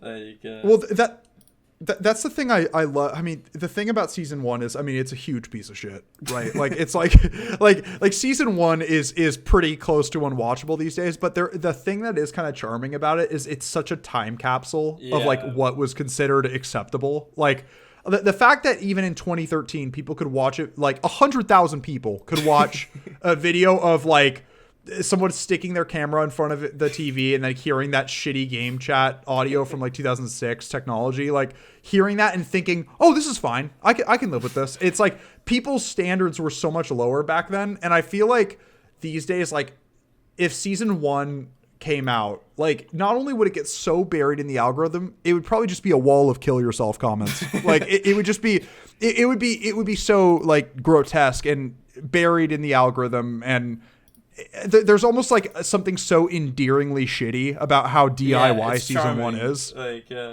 Like, I remember like when I was a kid, I think I was in 3rd grade when season 1 came out, and I watched it, and I thought like, I was like, damn, like these are masterpieces. And it's like now, like especially after season 2, like you look back and it's like, oh, like it really hasn't aged well. But I do remember like back when that was all there was, like being like, this is so good. Like I watched like Skin Town Rumble so many times. Like and it's like, it's been years since I've watched that video now, but like I just remember like, especially like you and Daniels like blowing each other's stuff up. I was like, dude, this is so dramatic and epic, like this is crazy. And it's just like, season 2 blew that out of the water. And that is the thing that's interesting about season 2. And to be honest with you guys, like I have not watched that series in probably since 2019. Like since it dropped, I have not watched any of season 2. But the thing about it, and for reasons that like I just like struggle to watch myself sometimes. Like it's weird the way I work with myself on camera or on like, especially like a younger version of myself. But I will say, the few glimpses that I've watched since then of just like reliving old videos and seeing funny highlights, I do think that there's a lot of things that are dated, but I think that there are a lot of things that actually hold up a lot more than I was expecting. And I don't know how often you guys watch that series or like what you remember of it, but like I recently, like me, Chris, and Camden were talking about like what is the loudest scream I've ever done in a video, and they said the scream I did in the Tank Bros Blood Harvest video when the smoker pulled me was the loudest one that they've ever heard me do. But I said, I swear there was one in season 2 that was like so obnoxiously loud. And it was in Trouble in Skin Town when Kevin dies from fall damage. That scream, I watched that like after all these years later, and I watched that moment and I laughed my ass off. I was like, that's actually really freaking funny. Like, that because in the way it's like the way the video is shot, like it's like he hits his pinky toe. It is so light. It's like, that was back it's when so the, light. Like lead was like broken. So like if you were flying and like your whatever you had attached to it like touched the ground at all, it would just like all of the force of like 1,000 suns would fucking kill it. Yeah, and it was the way that it splatted when Alex said, "You're strangling the sheep, you inhumane fuck," and it like you hear like the heels like crack in half, and I let out just like a Braveheart scream. I'm like, what the fuck? And I just like think about people like you guys who have been watching since season 1, and this is the first time time you see this sheep on screen for like 6 years or something like that, and you see that, I imagine that just like it was just an explosion of laughter. Yeah. Like Something I want to point out about that, because like the way it worked was if you were flying, it wouldn't register as a sheep being still if the game processes like, oh, the sheep is falling. So like if you held it, it would think like it's been falling for like 30 seconds. So when it touches the ground, it's like as if it had fallen from the sky. And the thing is, they fixed that. That was considered a bug. So in a way, Years that moment later. is also like a time capsule from like the lead being introduced to them fixing that. It was perfectly there. Yeah, like I'm pretty sure they only fixed that like a year or two ago. Like it's not that long. Yeah. Well, that's also my favorite thing about season 1 has so much of this because we were on Xbox 360 where the lag was so excruciatingly bad. Like that one moment where Alex jumps off his head, he goes, "Oh no!" and then he lands, and for a second you're like, "Oh, okay, I guess he didn't die from that." And he gets up and he walks around, and then it says you died. He goes, "What the fuck?" Yeah, There's that's like such there's such genuine confusion in his voice when he says like, "What the fuck?" what the fuck? Oh, I love It's when so he lands, when cartoonish. he's like, no, when he gets in the water, he's like, oh. He's like so pleasantly surprised. He's like, oh, what the fuck? Like, and that's the thing about it is that moment right there is such a capsule of 360 era Minecraft Yeah, where it's like, of course the lag is that bad. Like, yeah, And I think when we started the We Cult World, we were using a server host called Eternos that's free. Yeah.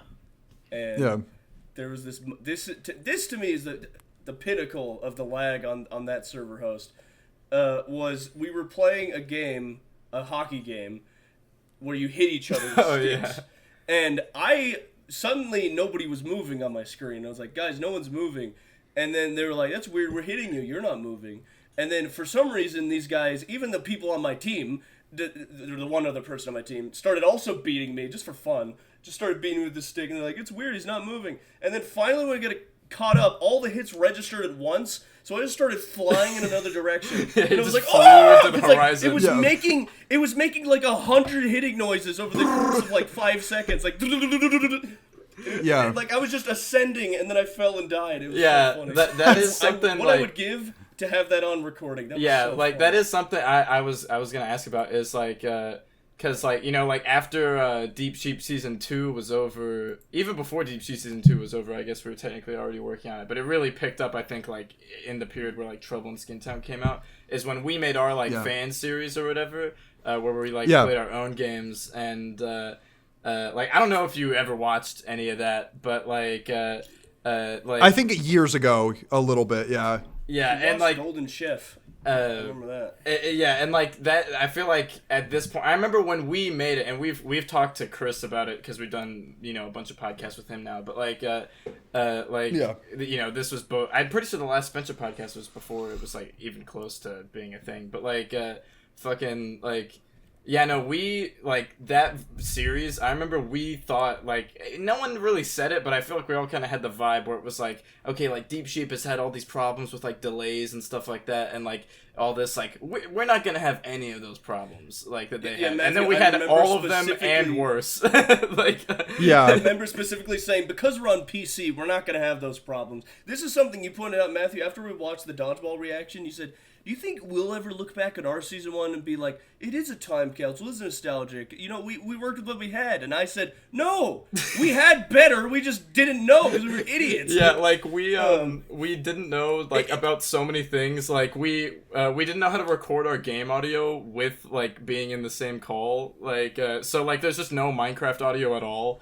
Like and like it's all in 720p. And the thing is we weren't even like conscious of resolution. Like my fucking footage was in 480p. Like and Yeah.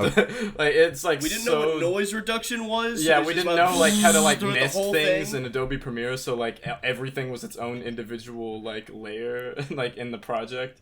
And Well, the thing about season 2 that I think is like the big defining thing about the way those videos are edited is all of what you're saying, but also Chris's standards for pacing. Like he really pushed us. Like he was also really big on embellishing the challenge. So for instance, like when we did Mob Hunt, it was where the Ender Dragon egg was worth 200 points. And he thought that the game would be too much of a blowout if he got the egg and then won, and it would be obvious for the rest of the video that he was going to win. So what he did was actually in the editing room, he, in the tutorial, made it so it was worth 100 points. And just that was going to be the case for the video. And there's a moment when Pele says, oh my God, Chris just got 200 points. And in the video, what he did instead was he took a moment where Pele says, and overlapped it over the 200. So he says 100 points. Yeah, like it's Chris just routinely did stuff like that. And I don't know what kind of sensibilities he had to have to just think to do stuff like that. But he did that all the time, and that was something that was really much just all throughout season 2. I'm sure we're at the point now where if we rewatch the series together, I wouldn't be able to tell where he did that, but that was an example that always stood out to me because that was just so wild. Yeah, and you mentioned with looking back on your guys' season 1, how it's wow, it's that thing is dog shit now, and it's I remember it's just funny because at the time when we made ours, I was I mean, there's problems with these, but I think they hold up or whatever. And it's now I watch them and it's just oh yeah, if we did this now, it would be so infinitely better. Also just we didn't have the entertainment mindset or whatever. There's some games where people just try-harded and stuff like that. Yeah. And I think the biggest example, and it's such a shame because for the longest time it was the most anticipated one for me to record, was the finale I Need Wheat, which it's the quote from Robbie, and brings it all together. And then the game was just Skin Town Rumble, but we had texture packed a bunch of different items to look like different kinds of wheat, and so you would just try to get all of those or whatever, and bring it back to the chest on the top of your head. But we ended up having to cut that out because so much shit went wrong. And it is hilarious, hearing the behind the scenes of Skin Town Rumble, where it's yeah, it's just we realized the game wasn't winnable, so we just gave it to Nathan. And that's kind of exactly what happened with ours. Except it was just that MT just kind of steamrolled because everyone kind of it was kind of everyone had it in their mind we kind of wanted him to win because he was the only one who didn't have a win yet, so it was yeah, he's gonna win, but he if you watch that video, he wins so hard, it's he kills everyone. There's even a point where Bodhi just gives him his wheat willingly, and there's no context for it in the story or anything. It's just it's yeah, here you go, and it's just oh okay, fuck this game, I guess. It's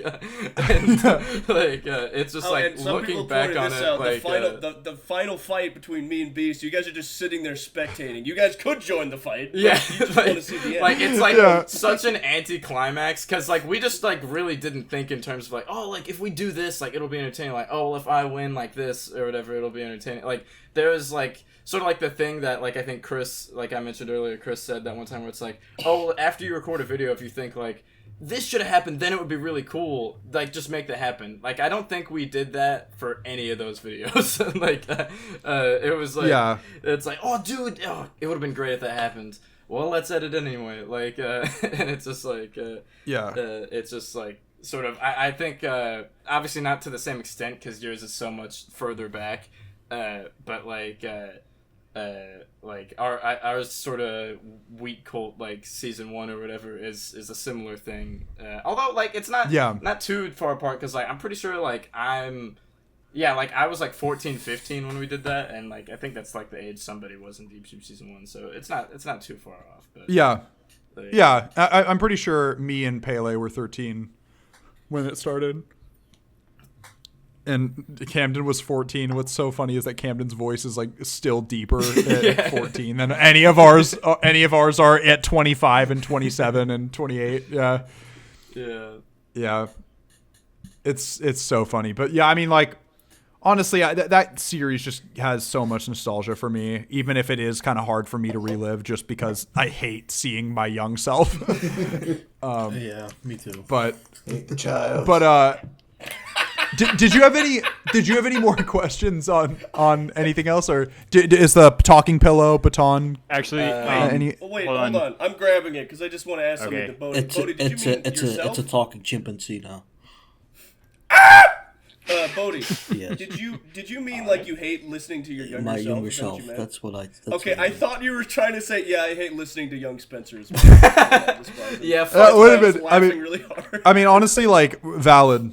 It's like that thing from SpongeBob. They're like, I hate my life. I hate your life too, dude. I feel like you're one of those people, Spencer. It's like you look at your like young like pre-puberty voice, and like it doesn't sound like, to me it doesn't sound like the same at all as like how you sound now. Like I feel like if you put like like someone who didn't know and said those were two different people, they would be like, oh yeah, for sure. Like Well, there was also just like an aura that I had when I was a kid that was so like, I mean, it's hilarious because like, you know, I look back at the videos of me. I think I said this in like the house tour where I said like, Chris asked me, so you like magic mushrooms? Well, what's that? Why is that? And I go, I don't know. I like drugs. And it's like, I'm like a 13-year-old squeaker saying that, having no idea what the hell I just said. Like, and it's just like so. It's so ridiculous that I was 13 and I said that, but it's like also, it's also like, I mean, there's an element to it. Like, you know, if you're like a 13-year-old watching that at the time, you're like, whoa, like, like you hit that. Yeah. Hashtag based. But no, I mean, that's just one of those things where like they have like if you watch that house tour with me, I'm like, hey everyone, this is my Minecraft tour. I'm in the swamp biome. Like it's like I have no identity in that video. I'm not like cracking jokes or like there's no character. Like having a personality. Yeah. What? So this is something I've always noticed about your younger self. You're not like for or against anything. You just exist. It's very strange. I know. I'm the most passive. I am the most passive character in that entire series. I mean, yeah, it's wild, but What? you know, season 2, I think I hit it a little bit bigger. What of human? Yeah. What do human? How personality? Lunar, are you talking in fucking hieroglyphs again? In Reddit again. But does anybody else have any questions? We're at like an hour 40. Okay, so. Did you have hold any, on. Did you have any left? Well, I guess Luck. Do you have anything else, real quick? Do I? No, I don't. I asked all mine. Okay, there's one thing I want to talk about real quick that isn't on this, but that I was talking with Chris about recently. It's still Tank Bros related as well. Has there been any further discussion within the group, Spencer, about doing any sort of like versus matches with the community at all? I haven't talked with Chris about that. I would assume that I don't know that it would be like a recorded thing. Like, you know what I could see him being down for, depending on how this could work, would be like a Left 4 Dead 2 versus like with fans, as far as like a live stream or something. Yeah. I think could be kind of cool. I think we did something similar for the Deep Sheep anniversary live streams back in the day. We used to like play Call of Duty and Halo, and I think we played Left 4 Dead at one point. I remember one of those streams I but- showed up to. It was like Halo Reach. This was like Yeah. years and years and years and years ago. I will say Yeah. Zach So that- always gloated he was in one of those. the reason I do Never find it. bring this up, Chris had specifically told me he had some interest in doing that with the community, and I was just curious if there was any sort of internal discussion about it. Yeah. I've never talked about it with him personally. But it sounds like something he'd be pretty interested in doing, because I mean, he has a lot of ideas for where he wants the channel to go, and you know, it's the fact that we're doing those campaigns. I mean, he puts his all into it, and you're really going to see that with Dark Carnival. Once again, I'm not going to give away Yeah, I'm excited for that. the fun, but I'm very excited to hear people react to it. And the passing was like just, you know, the most recent one that we all watched together, and that screening experience, because actually Chris, Camden, and Connor and I were all in my apartment watching that for the first time. Like, Chris brought it on a flash drive, and then we all watched it, and it was literally like the most fun I've had watching a video that we've ever made. Like we were laughing our asses off. Reminder that is out next Saturday. Well, Yeah. no, As As of of today, which as is of recording. May 23rd. Like, It's out May 30th guarantee or May you it will not. 31st. This podcast will not come out today. Yep. Next week is when Thirsty Games was coming out, so make sure to watch that. That as well, yes. Yeah. exactly. They're gonna be. Make sure you have already watched it. It's a co-release. It's always a threat. Do we have a lightning round of questions that you all want to do? Is there anything we haven't? Why is blue your favorite green? Blue your favorite color? Blue's my favorite color because it was the Deep Sheep color I was assigned, and it, along with all the good memories that I had from season 2 and season 1, I developed my, I developed that color around those memories, and therefore it's a good memory and a good color. Favorite Left 4 Dead There you go. survivor? Left 4 Dead 1 or 2? Both. Both. Your choice. Overall, Bill. What about? I mean, Left 4 Dead 2, Coach or Ellis? Gotta pick one. Probably Coach then. Don't put him in a corner. What? He got out of the corner immediately. gotta pick one. Favorite special infected? Ooh, so the one that fucks me the most is the smoker. So probably not the smoker. Probably the hunter. Favorite SpongeBob character? Quick thing. Can I say something about the smoker? Yeah. I think I know what you're about to Something- say. yeah. Yes, go. Yeah, we have this thing because recently we've been playing a lot of versus, Okay. and we don't fully play it 4v4, so we're joined by bots, and then as an infected, you're also joined by bots. But there's this Okay. phenomenon that keeps happening when I'm on a team with one other person, so we have 2 other infected bots with us. There is this thing that keeps happening where there's always just 2 smokers spawning. Yeah. And we have been calling them the Smoker Brothers because Okay. they make me win games, basically. Like, the both of them grab someone, and that's it. Like me and my Every other time it teammates happens, then attack, and then it's done. The game is over. Every single time. every I time see. it happens, Bodhi says it like how Jack Black says stuff in the Minecraft movie. He goes, "The Smoker Brothers."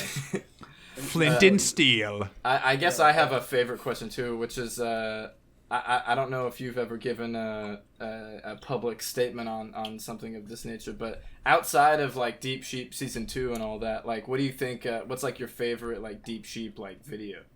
Like, Ooh. because obviously like Trouble Damn, in that's- Town, it's like easy, but like, Damn, you that- take that- away. Yeah, that's a hard one. I have a good follow-up question. Ooh. Shoot. I have to think about this for a second. There's some contenders, you know. There's a I always thought that Pizza Fight was pretty fun. Oh God, what else? Oh man. And would we be able to count like the Deep Sheep plays? yeah. Like anything that's like not season 2, so like Deep Sheep plays, like the Bean Boozled videos, you know, like stuff like that. That's a good one. Oh God. Oh God, it's like so hard to remember at this point. Like I said, Pizza Fight. Honestly, a good amount of the short films I was pretty proud of. Like, I really like Catching Some Z's, although I think Yeah. that was on Chris's channel. That's my favorite one. Yeah, I love Catching Z's. That's a great one. He's been stumped, ladies and gentlemen. It's been so long, so I can't like fully recall. Off the top of my head, I'll say Pizza Fight. Yeah. Just because that one was a lot of work, and I was pretty happy with the result. Yeah, that had God. the classic quote come from it with the like both my ass cheeks or whatever. Like Oh yeah, my right leg is sore. Both my ass cheeks are sore. The follow-up question to that, polar opposite. What's the worst video on the Deep Shoot channel to you? Least favorite. the positive world That you're and then filled the with negative regret, world. your embarrassment, you hate it. Just it's the worst. Which one is it? Huh? So,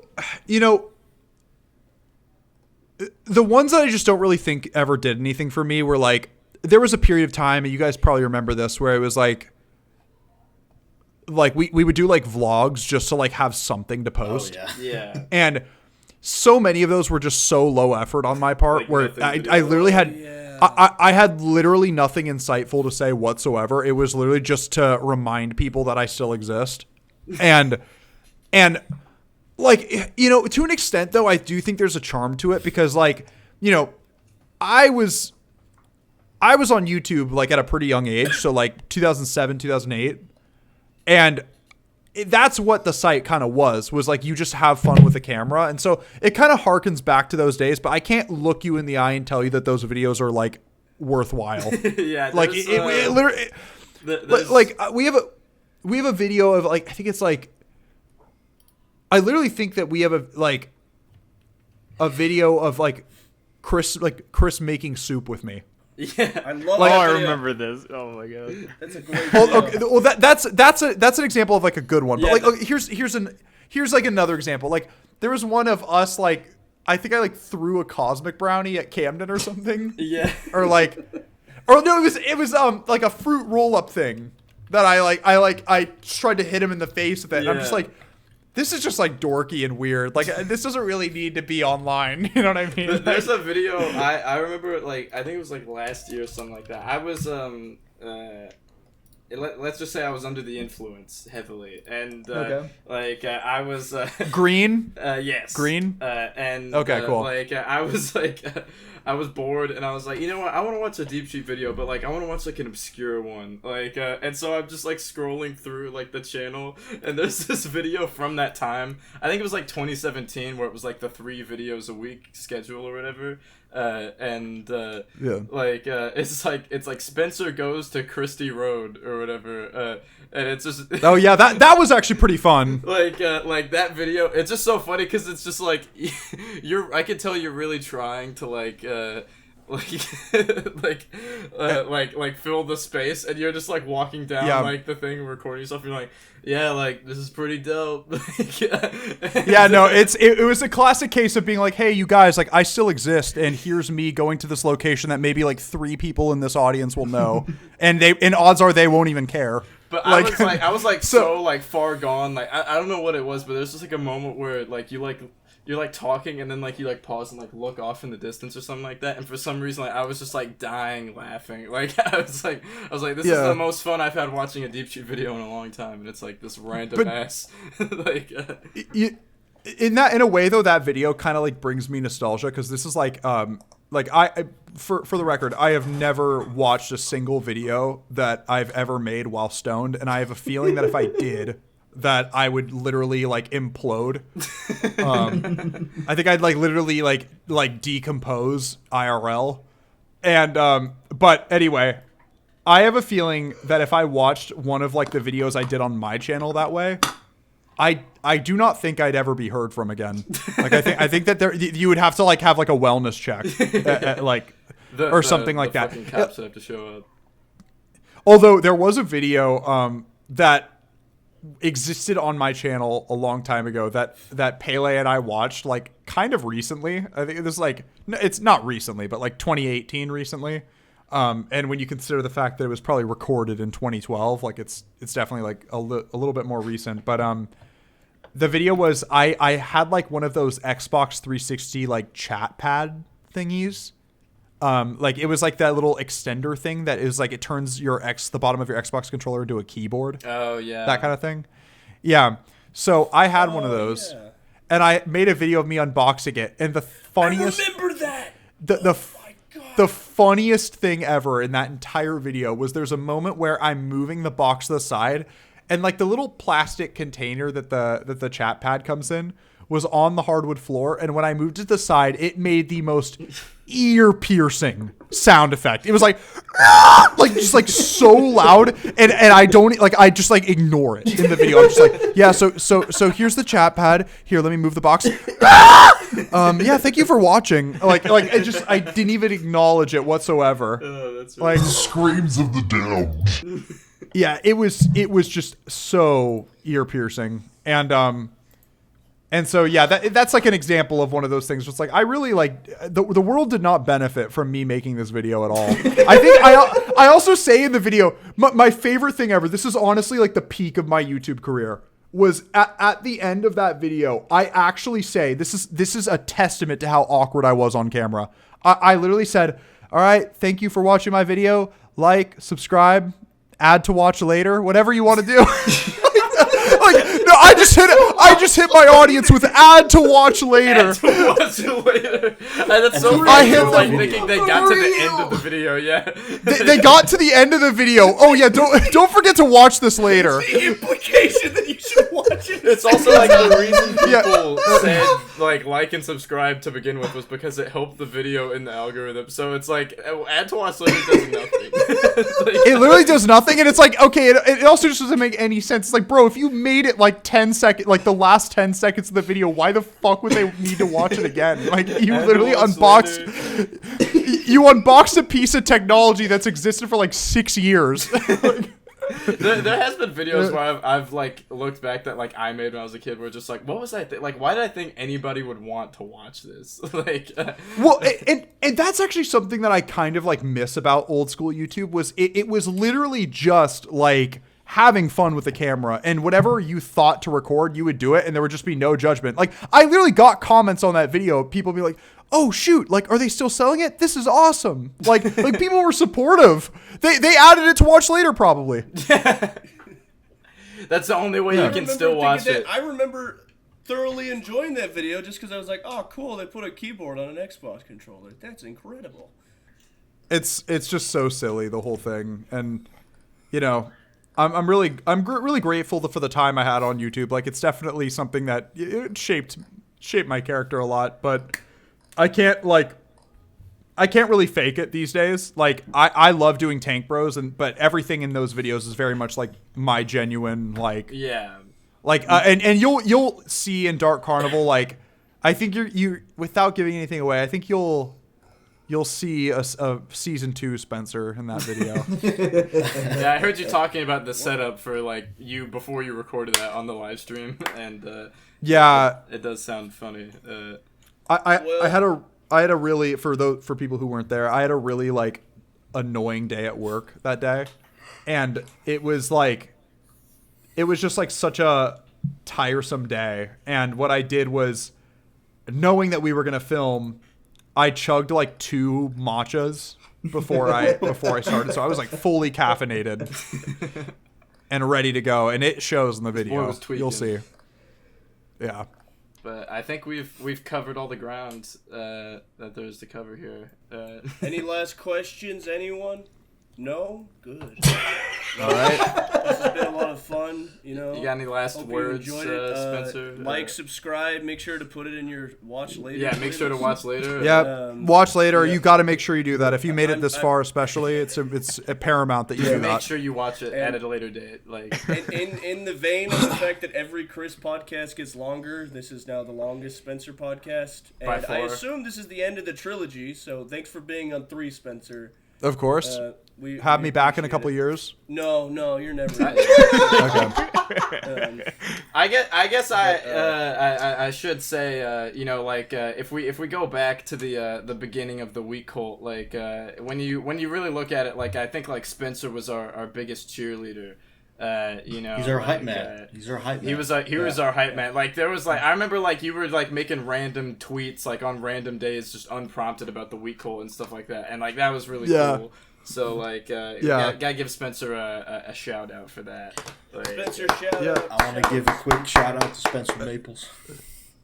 Hell yeah. You know, You better. It's a lot of fun, but yeah, sadly, good things come to an end, and sometimes we have to move on. and our So lives are about thanks to for come to an watching, end everyone. once we stop recording. I've rigged it Bye, all. everyone. Bye, everyone. It was a good life.